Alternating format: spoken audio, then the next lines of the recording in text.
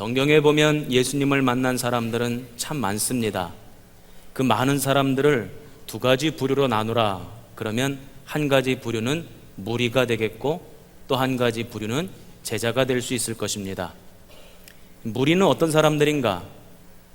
자기의 개인적인 소망과 바램을 가지고 주님 앞에 나아옵니다. 그리고는 주님과의 만남을 통해서 소기의 목적을 달성하죠. 그리고 나면 더 이상 주님이 필요 없어서 자기 갈 길로 가는 사람들, 바로 그 사람들이 무리입니다. 어떤 사람들이 제자인가? 똑같이 자신의 소욕을 가지고 원하는 바를 가지고 주님을 찾아 나왔지만 그러나 그 만남을 통해서 진리 되신 예수님을 보게 되었고 영원한 하나님 나라를 꿈꾸게 되었죠. 그래서 주님의 뜻을 따르게 되고 주님과 함께 동행하는 삶을 살아가게 된 사람들, 그런 사람들을 우리는 제자라고 부릅니다. 이쯤에서 제가 질문을 하나 드려야 될 것 같아요. 여러분들은 무리에 속하고 있습니까? 제자에 속하고 있습니까?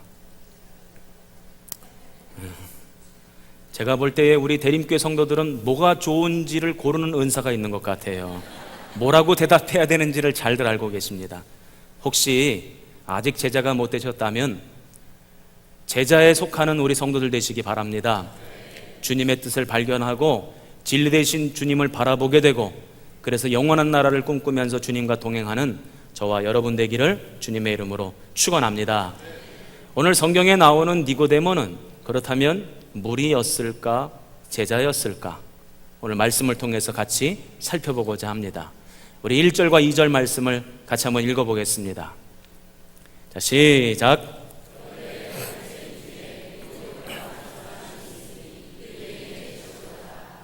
그 밤에 예수께 와서 이르되 랍비여 우리가 당신은 하나님께로부터 오신 선생인 줄 아나이다. 아멘. 거기까지만 보겠습니다. 이 니고데모라고 하는 사람이 예수님을 만나러 나왔답니다. 근데 이 사람을 두 가지로 소개하고 있습니다. 첫 번째는 바리새인이라고 소개하고 있습니다. 이 바리새인들은 여호와 하나님을 믿는 그 믿음 생활이 철저한 사람입니다. 규칙적인 사람입니다. 율법을 반드시 지키려고 애를 쓰는 사람입니다. 그러니까 이 니고데모는 아주 경건한 사람이었고 신실하게 신앙생활 하려고 애를 쓰고 노력하는 사람이었다 이해할 수 있을 것입니다. 두 번째로 이 사람을 소개하는데 유대인의 지도자다 이렇게 소개를 합니다. 이 말은 산헤드린 공회라고 하는 회의의 한 일원이었다 이런 뜻입니다.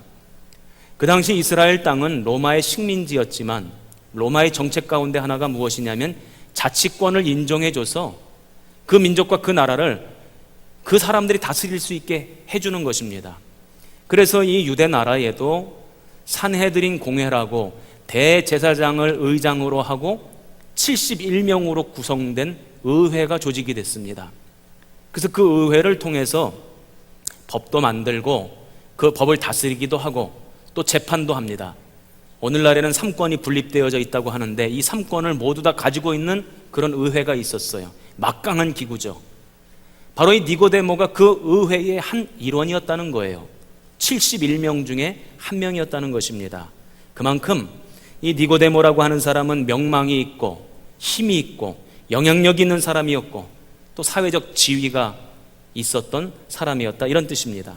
그런데 그렇게 영향력이 있고 힘이 있는 사람이 오늘 예수님을 찾아 나와서 믿음을 고백하고 있습니다. 뭐라고 고백하는가 봤더니 예수님, 제가 예수님의 행하시는 표적과 기사를 봤습니다. 그런데 그 표적과 기적은 하나님이 함께 하지 아니하신다면 절대로 일어날 수 없는 일이라고 저는 생각합니다. 그런데 그런 기적과 표적을 행하시는 것 보니 하나님이 함께 하시는 분이 맞고 예수님은 하나님께로부터 온 분이 맞습니다. 나는 그렇게 믿습니다 하고 자신의 믿음을 고백합니다. 이 니고데모의 신앙 고백 참으로 아름다운 일이고 잘하는 일이죠. 그런데 문제는 이 니고데모라고 하는 사람이 예수님을 만나서 그 신앙 고백을 할 때 예수님을 만나러 나올 때가 하필이면 낮이 아니라 밤이었다는 거예요. 오늘 성경에 보면 그가 밤에 찾아왔다는 것입니다. 왜 낮이 아니라 밤에 찾아왔을까? 예수님께서는 이 땅에 평화의 왕으로 오신 줄로 믿습니다. 그러나 예수님께서는 공생의 사역을 시작하시면서 계속해서 대립하고 갈등했던 사람들이 있었습니다. 유대교 종교 지도자들이었습니다. 성전을 자신들의 기득권을 유지하는 것에 이용한 사람들이 있었어요. 그래서 예수님은 늘 날카롭고 선명한 하나님의 말씀으로 그들을 질책하시고 비판하시고 책망하셨죠. 그러니 이 유대교 지도자들이 예수님에 대해서 좋은 감정을 가질 리가 없습니다. 늘 그 마음속에 대립하고 갈등하는 감정이 있었어요. 어디 두고 보자 하는 마음이 있었겠죠. 그래서 예수님을 영접하기는커녕 오히려 그들은 주님을 배척했습니다. 그 당시 유대교 지도자들, 정치, 종교, 경제 지도자들이 다 예수님을 배척하고 예수님을 미워하는 상황이었습니다. 그런 상황 속에서 니고데모가 공개적으로 다른 사람들이 다 보는 앞에서 예수님에 대한 믿음을 고백한다? 만약 그렇게 한다면 어떻게 되겠습니까? 그는 자기가 이제까지 누려왔던 기득권을 내려놓아야 할 수도 있었습니다. 자신이 차지하고 있는 자리를 포기해야 될 수도 있었습니다. 그래서 믿음은 고백해야 되겠고 자리도 또한 지켜야 되겠고, 그러니까 사람들이 보지 않을 때 아무도 모르게 밤에 예수님께 찾아왔다는 것입니다. 그리고는 예수님을 만났고 예수님께 믿음을 고백했다는 얘기겠죠. 이와 유사한 얘기가 열왕기하 5장에도 나옵니다. 아람의 군대 장관 나아만이라고 하는 사람이 있었어요. 혹시 나아만 이름 들어보셨습니까? 예. 이 사람이 문둥병에 걸렸어요. 그 소문을 듣고 엘리사 선지자를 찾아가면 고침받을 수 있겠다, 그 마음으로 선지자를 찾아갑니다. 엘리사 선지자가 저 요단강 물에 7번 몸을 씻으라 그래요. 그래서 이 나아만 장군이 그 말에 순종하여 몸을 씻습니다. 그리고는 문둥병이 고침받아요. 그리고는 하나님의 그 능력을 체험하고 이렇게 믿음을 고백합니다. 열왕기하 5장 17절입니다. 이제부터는 종이 번제물과 다른 희생제사를 여호와 외 다른 신에게는 드리지 아니하고 다만 여호와께 드리겠나이다. 다른 신을 섬기지 않고 하나님만 섬기겠습니다 하고 신앙 고백을 합니다. 그런데 그 17절 뒤에 18절에 뭐라고 나오냐면, 그런데요 선지자님, 제가 아람의 군대 장관인 거 다 아시잖아요. 제가 왕을 모셔야 된다는 거 다 아시잖아요. 그런데 우리 왕이 림몬이라고 하는 우상을 섬깁니다.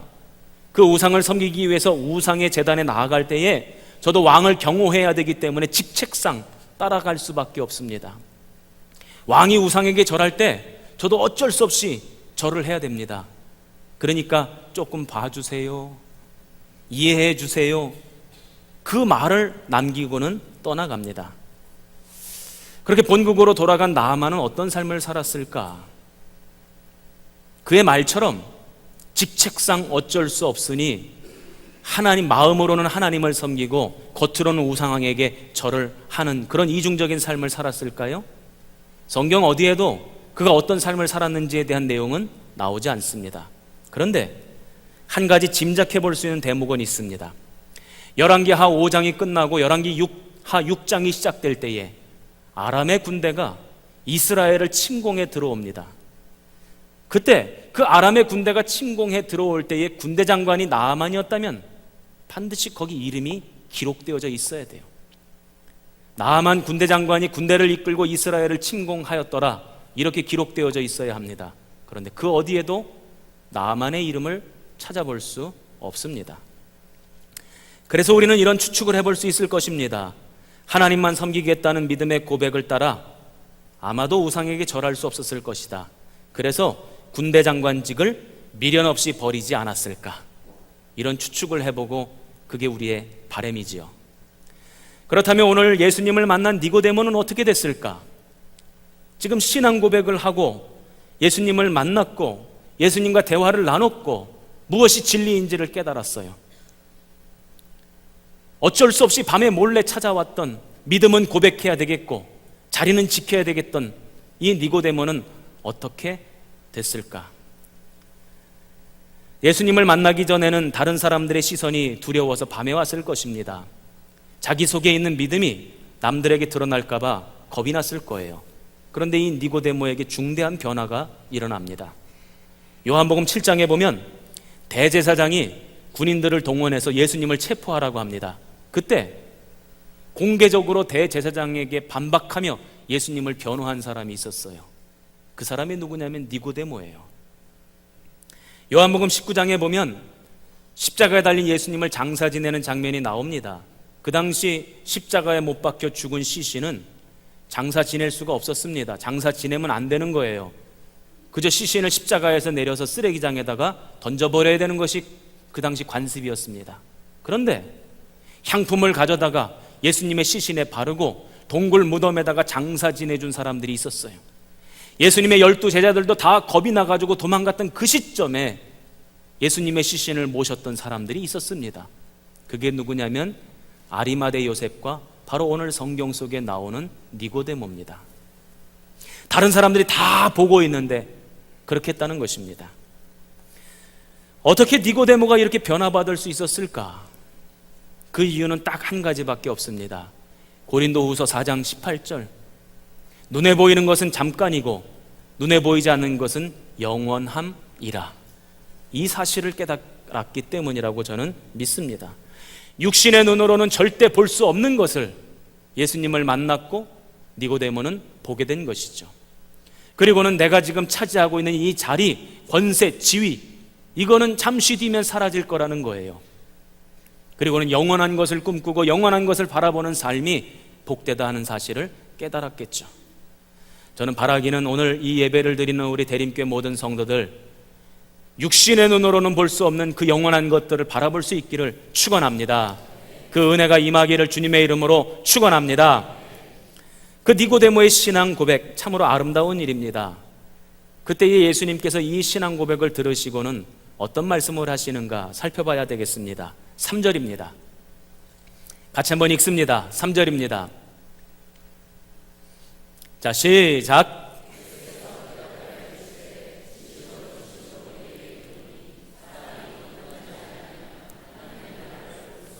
아멘. 지금 신앙 고백을 하고 있는 니고데모에게 하나님 나라를 어떻게 보느냐를 말씀하고 계세요. 어찌 보면 동문서답 같은 얘기입니다.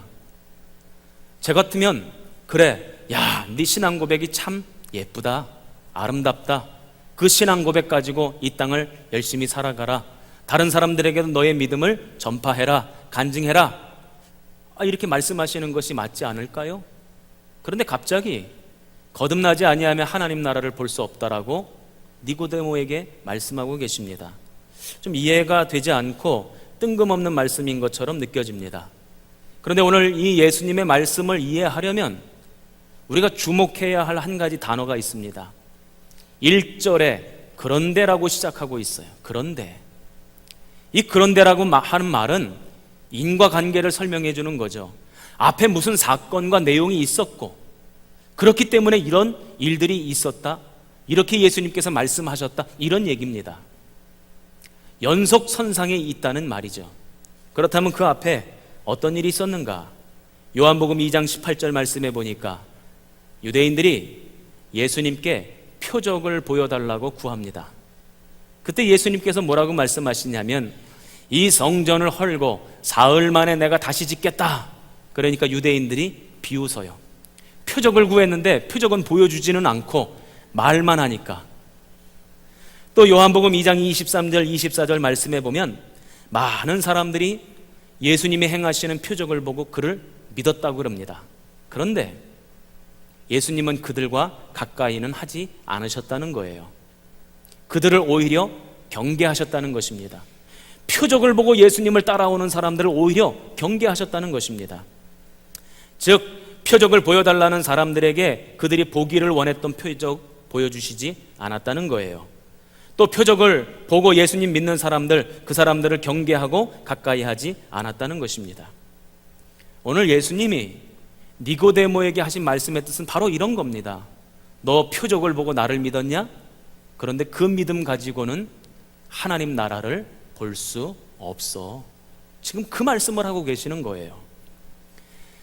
제가 예전에 어떤 한 사진을 보고 깜짝 놀랐습니다. 새가 날아가는 사진인데 그 순간을 어떻게 포착해서 찍었는지 사진기사가 그 순간을 포착해가지고 찍었는데 이 새의 날아가는 그 날갯짓이며 표정이며 진짜로 살아있는 것 같아요. 너무너무 그 사진이 신비로워가지고 그 사진 기술에 제가 놀라기도 했고 그 사진이 너무너무 보기 좋더라고요. 그런데 나중에 깨달은 것이 있습니다. 아무리 그 사진이 훌륭하고 대단해 보이고 진짜 살아있는 새 같을지라도 그것은 살아있는 새는 아니다 하는 사실이에요. 그 사진을 아무리 계속해서 들여다본들 그 새를 진짜로 보는 것도 아닐 뿐더러 그 새가 날아다니면서 강 위를 날아다닐 때에 그 강을 볼 수도 없고 숲으로 날아갈 때에 그 숲을 볼 수도 없고 산에 거할 때에 그 산을 볼 수도 없는 거예요. 행하시는 표적을 보고 예수님을 믿는 것은 마치 그 사진을 보는 것과 똑같습니다. 물론 표적을 행하시는 예수님의 모습도 예수님의 모습입니다. 그러나 그 모습만 가지고 예수님을 믿는다면 온전히 예수님에 대해서 알 수도 없고 예수님이 보여주시기를 원하시고 우리를 인도하시기를 원하시는 그 하나님 나라에 대해서도 알 수 없다 이 얘기입니다. 더 나아가 더 이상 표적이 나타나지 않으면, 내가 원하는 표적이 일어나지 않으면 그러면 그 사람은 예수님을 떠나게 되는 것입니다. 사람들은 무엇을 보며 살아가는가? 여러분들은 뭘 보면서 살아가십니까? 눈에 보이는 건 다 보면서 살아가죠? 이렇게 대답하실 수 있을 것 같아요. 그렇지 않습니다. 사람들은 무엇을 보며 살아가는가? 보고 싶은 것만 보며 살아간다. 여러분, 이게 정답입니다. 내가 원하는 거, 내가 보고 싶은 거, 내가 바라는 것만 보고 살아가는 것이 인간의 연약한 이 시력입니다. 내 생각, 내 욕심, 내 감정에 사로잡히면 다른 건 안 보여요. 내가 보기를 원하는 것만 보입니다. 표적도 마찬가지입니다. 표적에 우리의 시선을 뺏기면 진짜 예수님의 모습을 보지 못하는 겁니다. 제가 지난 주간에 소망의 기도 생방송을 진행하고 왔는데요, 거기 기도 제목이 이렇게 많이 올라와요. 그러면 다 기도하지 못할 뿐더러 때로는 그 기도의 내용 가운데 기도하기 적절하지 않은 내용들도 있기 때문에 생략하는 경우가 참 많아요. 그런데 어떤 여자분이 당신 아들 위해서 기도해달라는 사연을 보냈어요. 아들이 사기를 당했답니다. 낙심이 커가지고 그 아들이 다시금 용기를 얻었으면 좋겠다, 기도해 주세요 하고 사연이 올라왔는데 어떻게 사기 당했는지 그 내용까지 쫙 적어 놓으셨어. 봤더니 이런 얘기예요. 아들 친구가 어느 날 아들에게 와서 사업 한번 하자 그랬대. 무슨 사업이냐 물었더니 저 중국의 쓰촨성에 가면 저 산속에 깊은 아무도 찾지 않는 아주 산골 마을이 있는데 거기 중국의 황실의 후예들이 산다는 거예요. 근데 그 후예들이 뭘 가지고 있냐면 미국의 채권을 가지고 있대. 그 채권 금액이 어느 정도 되냐면 한 5억 달러 정도 되는 채권이래요. 그거를 현금화하는 사업을 하려고 하는데 투자하면 5배에서 10배를 받는데, 이건 누가 들어봐도 사기 아닙니까? 제가 여쭤볼게요. 사기입니까? 사기입니까? 이건 누가 들어봐도 사기예요. 오늘 여기 계신 분들 중에 정말 그런 일이 있대? 나도 투자할까 하시는 분 계십니까? 누가 봐도 사기라는 게 뻔히 보이지 않습니까? 그런데 그 아들은 그 얘기를 듣고 투자했다는 거예요. 그리고는 사기를 당했다는 거예요. 왜 그럴까? 누가 봐도 사기라고 하는 것을 왜 그 친구는 보지를 못했을까? 왜 그 아들은 보지 못했을까? 왜 그런지 아세요? 대박으로 보고 싶었으니까 대박으로 보였던 겁니다.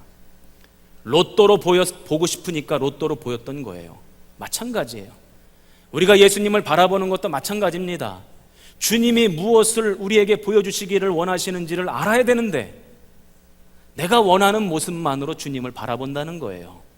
그러면 온전히 주님의 모습을 우리가 볼 수 없다는 것입니다.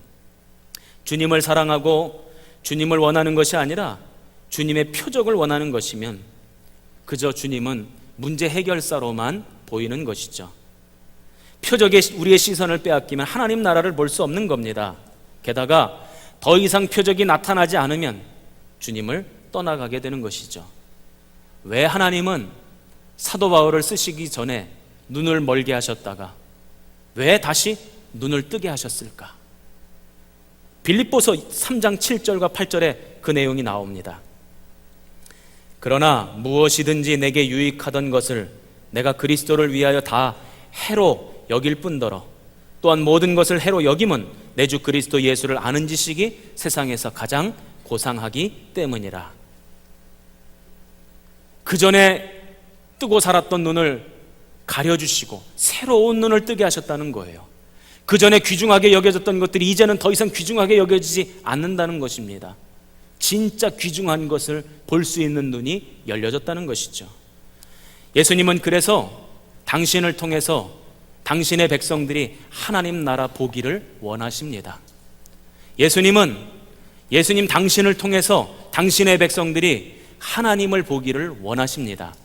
아멘입니까? 요한복음 14장 6절로 7절 말씀입니다. 예수께서 이르시되 내가 곧 길이요 진리요 생명이니 나로 말미암지 않고는 아버지께로 올 자가 없느니라. 너희가 나를 알았더라면 내 아버지도 알았으리로다. 이제부터는 너희가 그를 알았고 또 보았느니라. 요한복음 14장 9절 말씀에 보면 나를 본 자는 아버지를 보았느니라. 제가 텔레비전 프로그램 중에 가끔 한 번씩 보는 프로그램이 있어요. 세상에 나쁜 개는 없다. 그거 보면 말썽꾸러기 강아지들도 이렇게 치유해주는 사람한테 교육받으면 참 귀엽고 예쁜 강아지로 바뀌는 모습들을 보곤 합니다. 그런데 이제 다 치유돼 가지고 그 강아지가 주인과 같이 산책을 하거나 걸어가게 될 때면 이렇게 건강한 강아지들은 꼭 하는 행동이 있어요. 강아지가 앞서 가더라도 꼭 하는 행동이 있습니다. 그게 뭔지 아세요? 자꾸 주인을 봐요. 주인이 어디로 가려고 그러는지 뭘 하려고 그러는지 자꾸 주인을 주목하여 돌아봅니다. 그게 건강한 강아지의 모습이에요. 마찬가지입니다. 저와 여러분도 끊임없이 우리의 주인 되신 주님을 바라봐야 합니다. 그래야 주님이 우리에게 보여주시기를 원하시는 하나님 나라를 볼 수 있고 그 나라를 꿈꿀 수 있는 것입니다. 오늘 저와 여러분이 주님을 통해서 하나님 나라를 보게 되는 역사가 있기를 주님의 이름으로 축원합니다. 예수님께서 이렇게 말씀하시니까 이 말씀을 들은 니고데모가 잘 이해를 못해요. 그리고는 4절에 이런 대답을 합니다.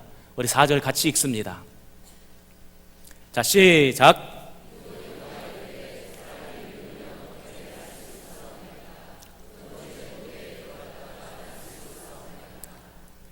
지금 니고데모는 어떻게 주님의 말씀을 이해했냐면 엄마 뱃속에 들어갔다가 다시 태어나는 거가 어떻게 가능하냐? 지금 이 질문을 하고 있어요. 여기서 거듭난다는 것은 다시 태어난다는 의미도 있지만 하늘에서부터 내려오는 능력을 말하는 거예요. 위로부터 능력이 임해야 하나님 나라를 볼 수 있고 위로부터 능력이 임해야 하나님 나라 들어갈 수 있다. 지금 이 말씀을 하고 계시는 것입니다. 우리가 주님을 주목하며 살아가는 것이 여러분 얼마나 어렵습니까? 그러나 그것이 가능하려면 하늘에서부터 위에서부터 능력이 임해야 우리가 주님을 바라보고 주님을 주목하고 주님께 집중하며 살아갈 수 있다는 것입니다. 그렇지 않으면 계속해서 곁눈질하게 됩니다. 저는 저희 아내랑 가끔 마트를 갈 때가 있어요. 거의 안 가요. 저는 마트 가는 걸 정말 싫어합니다. 대부분 남자들이 싫어하죠. 마트를 쫓아갔다가도 너무 힘들고 피곤하면 알아서 장 보라 그러고 저는 의자에 앉아 있어요. 근데 가끔 마트를 가서 장을 보고 카트를 끌고는 이제 계산하려고 계산대 줄에 이렇게 씁니다. 그럼 자꾸 옆을 봐요. 어디가 빠를까? 이쪽이 빠를까? 저쪽이 빠를까? 계산하는 계산원 중에 누가 손이 빠르나? 자꾸 쳐다봐요. 그러면 한마디 호통이 떨어지죠. 옆에 쳐다보지 말라고. 그냥 거기 서 있으라고.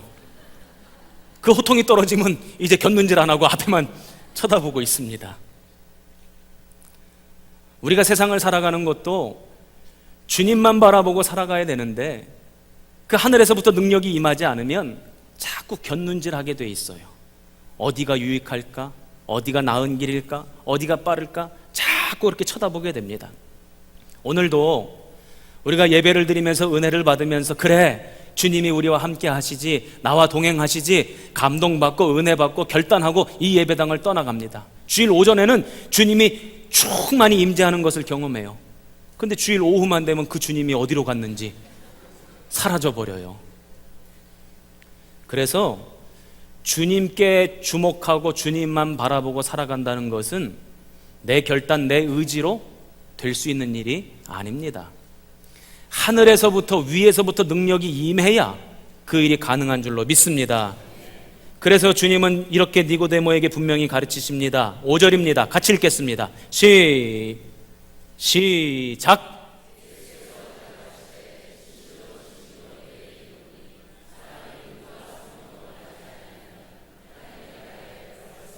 아멘. 물과 성령으로 나야지만 하나님 나라 들어갈 수 있다는 거예요. 여기서 말하는 물은 세례를 의미합니다. 우리가 공동체 안에서 믿음을 고백하고 그 공동체가 그 고백을 받아들여서 세례식을 거행합니다. 하나님은 그 세례를 인정하시겠다는 거예요. 공교회에서 행해진 세례를 인정하여서 그 사람을 하나님 나라 백성으로 받아들이시겠다는 것입니다. 그러나 그것과 더불어서 위로부터 내려오는 성령의 능력이 있어야지만 우리가 진짜 하나님 나라 백성 될 수 있다는 거예요. 우리가 믿음을 고백하는 그 순간 하나님의 은혜로 우리를 하나님 나라 백성으로 인정하셨지만 그것으로 멈추면 안 된다는 거예요.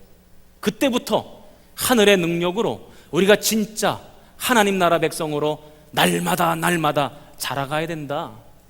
바로 이 말씀을 하고 계시는 것입니다.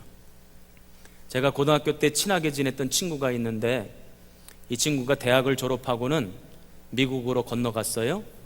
그리고는 대학에서 전공한 IT 계열의 사업을 한대요. 미국에 살면서 거기서 결혼도 하고 자식도 낳고 시민권도 받고 그렇게 살아간다는 얘기를 전해 들었어요. 그리고는 얼마 전에 오래간만에 그 친구랑 연락이 됐습니다. 하는 사업 잘 되냐 그랬더니 그 사업 접었다는 거예요. 그럼 요즘 뭐 하고 살아? 김치찌개랑 된장찌개랑 진공 포장해가지고 배달하는 사업을 한대요. 아니 왜 IT 사업 안 하고 왜 김치찌개 된장찌개냐? 제가 그랬더니 어느 날 한 번은 감기 몸살이 호되게 걸렸는데 너무너무 아픈데 그 누워있는데 김치찌개 생각이 나더래요. 된장찌개 생각이 나더래. 그래서 야 이거 사업성이 있겠다 싶어가지고 이제 그걸 한다는 거예요. 제가 여러분들에게 여쭤볼게요. 감기 몸살 걸려서 심하게 아픈데 미국 시민권 가지고 있는 사람이 심하게 아픈데 김치찌개 된장찌개 생각나면 그 사람은 한국 사람입니까? 미국 사람입니까? 시민권 가지고 있으니까 법적으로는 미국 사람이죠. 그러나 뼛속까지 미국 사람은 아직 아니라는 거예요. 그 겉모양은 법적으로는 미국인일지 몰라도 그 중심은 아직 한국 사람이라는 얘기겠지요. 제가 오늘 여러분들에게 드리고 싶은 말씀은 바로 그겁니다. 감기 몸살 걸렸는데 너무너무 아픈데 먹고 싶은 게 소세지다. 그러면 그땐 진짜 미국 사람 된 거겠지. 저와 여러분은 은혜로 하나님의 자녀가 되었습니다. 구원받은 백성이 되었습니다. 하늘나라 시민권 받았습니다. 그게 빌립보서 3장에 나옵니다. 그러면 뼛속까지 하나님 나라 백성 된 겁니까? 진짜 하나님 나라 백성 된 겁니까?